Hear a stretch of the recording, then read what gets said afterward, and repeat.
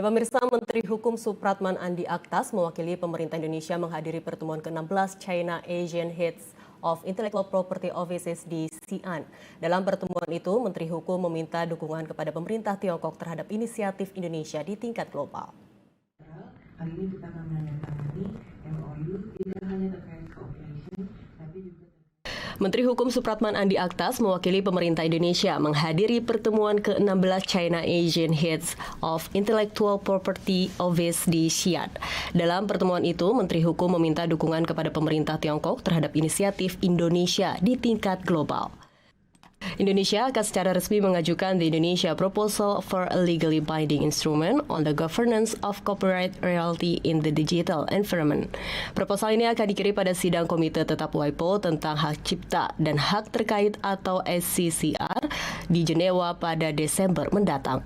Dalam pertemuan tersebut, Menteri Hukum juga menegaskan bahwa pemerintah baru di bawah Presiden Prabowo Subianto menempatkan penguatan kekayaan intelektual sebagai pilar utama pembangunan nasional.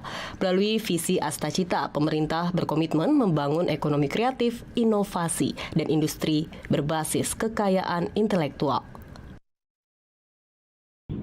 Bahwa dari Jakarta, Indonesia, kami mengusulkan sebuah inisiatif multisektor dalam untuk mengatasi tantangan jangka panjang terkait dengan isu hak cipta.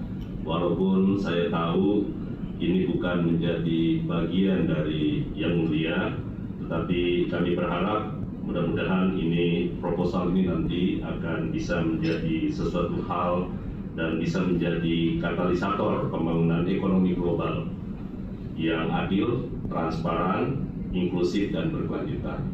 Proposal ini adalah kami namakan the Indonesian Proposal for a Legally Binding Instrument on the Governance of the Copyright Royalty in the Digital Environment, yang akan kami diajukan secara resmi pada sidang Komite Tetap WIPO tentang Hak Cipta dan Hak Terkait atau SCCR mendatang di Jenewa pada bulan Desember ini.